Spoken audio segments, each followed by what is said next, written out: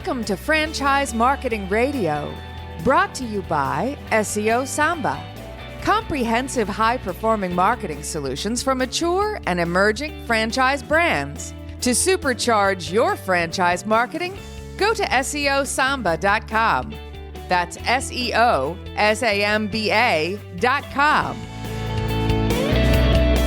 Lee Cantor here, another episode of Franchise Marketing Radio, and this is going to be a fun one.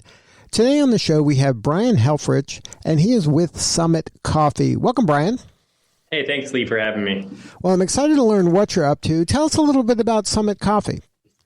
Summit Coffee is a coffee roaster and franchisor based in North Carolina. We've been around for 24 years, but have had a significant growth phase in the last 2 or 3 years that mirrors our step into franchising. So functionally, we're a company with a long foundation, but we operate as a startup. Now, talk about the transition from going from not being a franchise to being a franchise. What was the thought process behind that? Yeah, it's a great question, and one we get often. I think for a long time, I associated franchising with a stigma of these national chains and impersonal experience. And what I found is that franchising really is the opposite. And I think as Summit Coffee started to expand, our effectiveness was based on how we were able to activate on a local level. And we need to empower local owners and local entrepreneurs to bring Summit Coffee to life in their communities and their neighborhoods, rather than us trying to do it as a corporation across multiple markets. So now when you decided to do that, what was the hardest part of that transition? Because it's one thing of having your own people, your own say, your own kind of vision, and then now you're kind of recruiting other people who have to be of like mind, at least philosophically, a like mind financially, in order to pull it off. How did you kind of navigate those waters? Yeah, so there's been a lot of challenges, but to answer your question, what is the hardest for us? It was identifying parts of our brand and what we sold, that were scalable. Not everything that worked in 1 or 2 or 3 of our locations, which were all corporate owned, are the same over 7 locations or 17 locations. And so identifying the core products and the core parts of our brand that we wanted to really lean into as we scaled was the steepest and also the most important learning curve. What about identifying the appropriate franchisee? Was that difficult, or was that easier than you imagined? It's been difficult. I mean, you have to learn how to say no. You can't say yes to everyone who wants to open a Summit Coffee. And I think it's tempting, especially as an early franchisor, to say yes to someone who's prepared to write you a check for the franchise fee. But the reality is, the same thing that caused the apprehension to getting into franchising in the first place, which is, gosh, I'm giving my brand to somebody else. You have to use that same filter when you're selling a franchise. Will this person, be nice to work with? And we entered into it as a partnership, not necessarily a sale. And so it's a 10-year relationship, a franchise contract that you are entering into. And so you need to be really thoughtful about who you want to be communicating with, in some cases on a daily basis for the next 10 years. Now, at this stage, are you looking for folks that are kind of rolling up their sleeves, that are, making coffee and are, actually part and doing the operations of the franchise? Or is this an opportunity for somebody who already has a bunch of maybe food franchises, and this is just adding one to their portfolio that's in the coffee realm? I would say that we are open to both scenarios because we have both. I think that our business works well with people who are active investors. We certainly don't want it to be a passive investment. And so we have a minimum amount of in-person, on the ground time that's required from somebody from the ownership or ownership group. But also, coffee is really great, but the quality of coffee, can be taught. What we care more about is business development and marketing and community engagement. And so we try to set up our franchisees to be spending more of their energy focused on those things rather than on making lattes on a busy Saturday morning. Now, are the folks that are coming up to you like kind of coffee nerds that are like, oh, this is a dream come true. Mm-hmm. I love coffee. This is fantastic. And then you're trying to explain to them, well, the coffee part, I can train you on, but this community ambassador person and this person that immerses themselves in the community and really, has to love their town.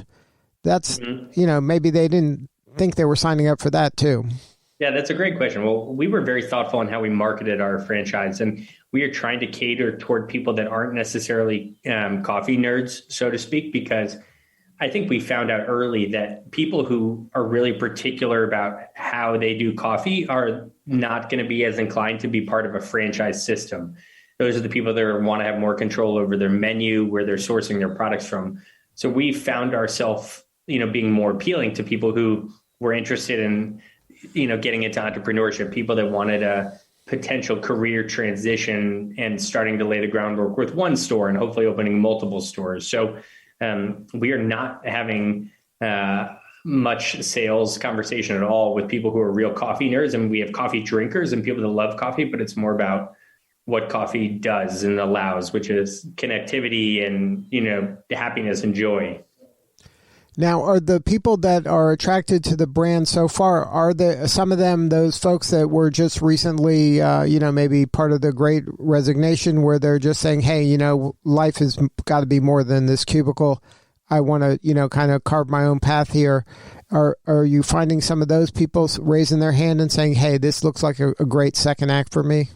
Yes, that's exactly right. And people aren't diving all the way in. We're an early stage franchisor, and so they're not diving in like I'm quitting my career. But I think it's interesting to time out our move into franchising with the COVID pandemic and the Great Resignation, because we filed our FDD in February of 2020. And obviously, things started shutting down a few days later. And so it has been going in alignment with people who are analyzing how they're spending their time in life and saying, I loved my job, or I like my job, or my job pays me well, but I want to do something else that I feel like is more fun or has more meaning or has an alternative revenue stream. And so that is sort of, how we've capitalized and grown during the pandemic. Now, have you figured out, this is a challenge for a lot of emerging franchises, kind of how to find the right folks in those local markets that you're trying to serve? Have you stumbled upon a marketing and sales kind of funnel that works for you? We're doing things pretty organically. We do most of our work in-house, and so we do a lot of digital advertising. We run ads on LinkedIn and Facebook and those appropriate platforms. We're doing open houses at our existing cafes, so that's more the organic advertising. We have found, at least for our first, we've sold 10 franchises in our, in the 2 years we've been doing this. And all of them had at least some vague familiarity with Summit Coffee. And I think that has been helpful, especially. So we're doing direct marketing to our customers through newsletters, in-store signage, some of this more organic stuff. As we scale and try to enter new markets, that's going to be a different conversation. So we just ramped up digital advertising efforts and are sort of filtering through all of those new leads that we're getting right now. Now, as part of the different revenue streams in a coffee shop, are there kind of ways to leverage that national as you expand the brand? Is there going to be some way for the local franchisees to kind of leverage those the brand in terms of retail sales? Yeah, I think I understand your question. What is our national? Like say I have a store in a market, and then I have a customer that drinks the coffee when they're there, but they also would love to have it kind of arrive on their doorstep every month. Yeah. Am I going to benefit from that, or is that something that is just the corporate gets the benefit of that? The corporate does. So we own part, it's a blessing and a curse. We own the supply chain because we are the coffee importer, roaster, and distributor. So any e-commerce business is run through a Summit Coffee Roasting, which is a separate company. We encourage our stores. They all sell the retail coffee in their stores and do a good job with that. And so, for people that are in store and have a good experience there, there's bags that line the shelves that are delivered weekly that customers can take home with them. And we also do have grocery that are surrounding our retail stores too. So from a big, overhead perspective, we are trying to build brands in the market and give customers several different ways to interact with Summit Coffee. Now, is it possible if I'm in a local market and I have a customer that wants to private label or white label the coffee, is that a revenue stream for a franchisee? It is. And, since everything runs through our roasting company, we run everything through that. But if the franchisee were to set up a relationship with, a business or a restaurant or whatever, a brand, whatever it may be, there is a shared profit system on that. Now, having 10 or so franchises out in the wild now, what's kind of been a surprise learning for you that, hey, didn't see that coming? Like I said early on, I think there's two things. Like I said, first was that what works in one market doesn't necessarily work in another. At the same time, our top 5 selling items are the same across every store. So like our core coffee is super scalable, and then there's varying parts to our operations which change. I think the hardest part has been quality control. And ultimately, we ended up hiring somebody into a position a few months ago to really be focused just on that, which is, why I said coffee is not super hard. We do want a pretty consistent product. And that's something that Starbucks has honestly nailed down. Is Starbucks are ubiquitous, but also a Starbucks latte tastes pretty similar from one cafe to the next. And we want to make sure that our coffee quality translates from Georgia to North Carolina. Now, how have you chosen the markets you're in right now? Is it just been whoever raised their hand, or is it some strategy that targets certain parts of the country first and then expand from there? Yeah, it's definitely strategically based. So we are clustering around new markets in North Carolina. And so what our approach and expansion will be what we call cluster expansion. And so rather than doing one store here, one store there, and also rather than just slowly expanding from where we are, we're targeting markets that we think are emerging cities and where we can really build a brand. So if they're undersaturated with craft coffee companies, we feel like we can go in there and really be, a preferred coffee company for a lot of the locals who live there. So we're targeting a city like Atlanta, for example. There's a ton of people who live in Atlanta, and there's not a lot of ownership in the local craft coffee scene. And so we feel like we can go in there and open, 5 to 10 plus stores and really build a brand that matters there. And then, and that way there's some economies of scale when you do the marketing. Totally. So there's economies of scale of marketing, training, supply chain, all that stuff is important. But yeah, so we're also doing branding work that, benefits 10 stores instead of one store.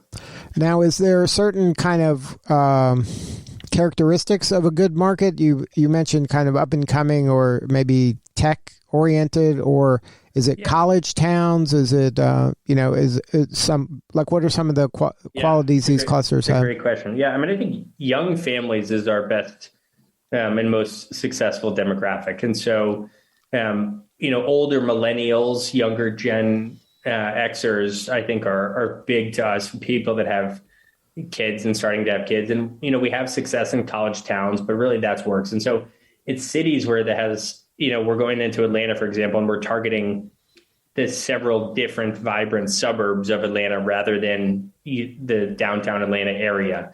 And so I think any city where people are moving to and, families are popping up in good school districts, are pretty good prerequisites for success. The other thing I would mention is cities that have an affinity for craft food and drink. So cities with good restaurant scenes or good brewery scenes are usually a good prerequisite for markets that are going to like Summit Coffee. Now, has there been a success story you can share that maybe somebody got into this first-time franchisee and then have just been knocking that out of the park? Yeah. One of our first groups is in a town called Huntersville, North Carolina, and it was 3 friends, 3 golf buddies who'd wanted to get into a business together, all have other jobs, but I think saw something on LinkedIn about it. And they had a vague familiarity with Summit, but I didn't know them personally. And they went in and they built out a store and sort of recognized that in and around neighborhoods where they lived, there was a lack of not only craft coffee, but also of a community gathering space. And so they opened last summer, and from day one have been profitable, and, just lines of people and, single people and young families. And it's really been a great success story from the first day, which obviously is, always what we hope for, but never what we expect. Now, has the experience changed? Or are we getting back to some semblance of pre-pandemic experience for the coffee drinker where they would hang out there, do their work, or is it mostly still come in, get it, and leave? I think it's coming back around. I mean, I think there are some habits that have changed probably forever. So one of the things we did early in the pandemic is we built a mobile app to provide convenience and also, some sort of safety security for customers who are more concerned about, not interacting too long with inside spaces or with other people. So I think that will continue to be popular and grow. And so we'll continue to put energy and resources into that. But I do think, as we've seen in the last few weeks and last summer, when it felt like, there was some optimism again, that people want to get back together. They want to, bring their friends together over coffee, or, all of our cafes have beer and wine. And I do think that providing a good community space is going to be important. And ultimately, I think if the pandemic had really lasted for 4 months or 6 months, their changes would have been more permanent. I think because it's been 2 years, I think it's given people a really long time to realize what they're missing in terms of social connectivity. And so people are excited to come and hang out again. Now, is there different models for the store? Like, is there a drive-through model, or is it all like in-store?